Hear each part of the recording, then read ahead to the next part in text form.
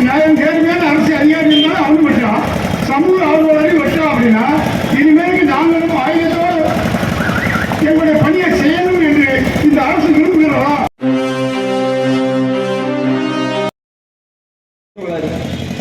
குருசாமி அவர்களை கண்டன உரையாற்ற அழைக்கிறோம்.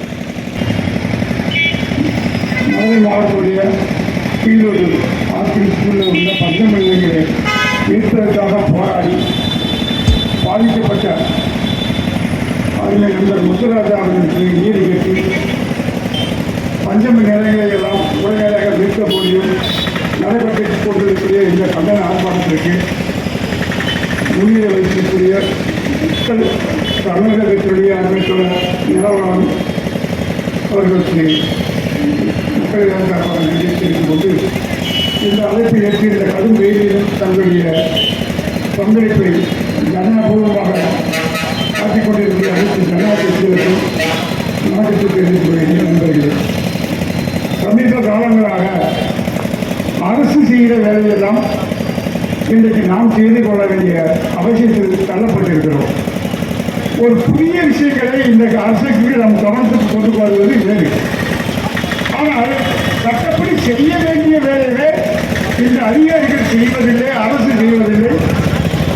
அதையும் ஒரு இயக்கங்களால் செய்ய வேண்டும் என்றால் என்ன கொடுமை! இந்த அரசு எங்கே போய்கொண்டிருக்கிறது என்பதை வேதனையோடு பதிவு செய்ய வேண்டியிருக்கிறது. சட்டப்படி இந்த சமூகத்தில் அந்த பட்டியலின மக்களுக்காக ஒதுக்கப்பட்ட ஒரு இடத்தை இன்னொருவன் எடுத்தாலும் அதை ஆக்கிரமிப்பார்கள். இப்போ ஆக்கிரமிப்பை அகற்ற வேலையாது அரசு செய்கிற வேலை.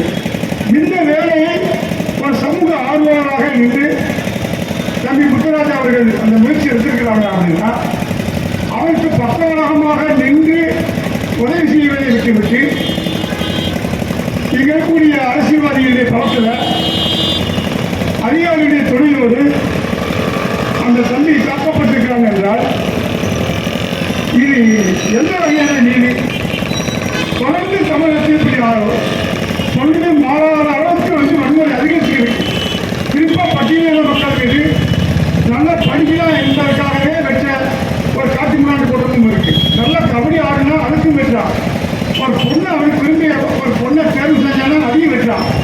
இப்போ தன்னுடைய நிலத்தை மீட்டினா அதுக்கும் வெட்டான். அப்படின்னா இந்த நாடு ஜனநாயக நாடு என்று சொல்வதற்கு என்ன அருகதை இருக்கிறது? வெட்கம், மானம், சூடு சொல்ல இந்த அரசியல்வாதிக்கு இருக்கணும், அல்லது இந்த மாவட்டத்தில் இருக்கிற அதிகாரிகளுக்கு இருக்கணும்.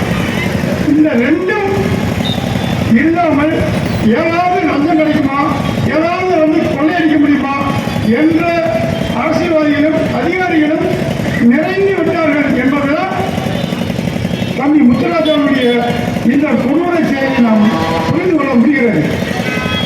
ஏன்னா எல்லா வழியும் தாக்கப்படுகிறார்கள் தாக்கப்பட்ட மக்கள். சொன்ன மாதிரி ஒன்று, இந்த சமுதாயத்தில் வயது கொண்டவர்கள் யாரும் விரும்பி காதல் செய்யலாம்னு ஒரு சட்டம் இருந்தால் அதையும் தாக்கிறான், வெட்டான். அதை தாண்டி நம்ம கீழேயும் போகலாம். இப்போ அதனுடைய ஒரு வெளிப்பாடு அதுதான் இது வர அல்ல. ஒரு கோயிலுக்குள் விழுந்தால் அடிக்கிறான், கோப்பத்தில் தண்ணி எடுத்தால் அதை அடிக்கிறான், சுடுகாட்டுக்குள்ள போனால் அடிக்கிறான், சுடுகாட்டு பாதையும் மறிக்கிறான்.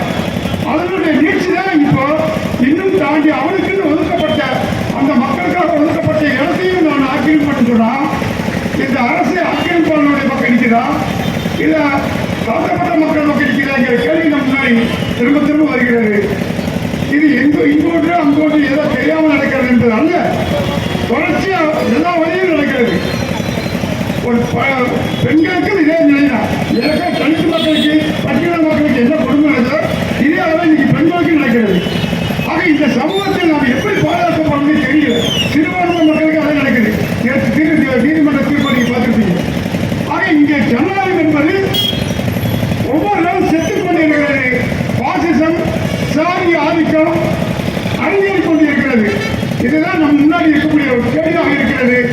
எனவே நாம் ஒரு சடங்குக்காக இந்த அரசை சொல்ல நீ திராவிட மாடல் அரசு என்று உண்மையிலேயே உனக்கு அந்த நிலத்து இருக்கிறது என்றால் இந்த பாதிக்கப்பட்ட முத்துராஜாவை வாழ்நாள் முழுவதும் அவர்கள் ஒரு அரசு இருந்து ஓய்வு பெற்ற ஒரு பெண்மண் அவர் எவ்வளவு பெண்கள் வாங்குவாரோ அந்த அளவுக்கு அவருக்கு ஒரு பென்ஷன் 15,000 20,000 30,000 அவருக்கு மாதம் பென்ஷன் தொகை ஒரு அரசு ஊழியருக்குரிய தொகை வழங்கு, அவன் இலக்கிய வந்து ஒருத்தருக்கு அரசு வேலை வழங்கு.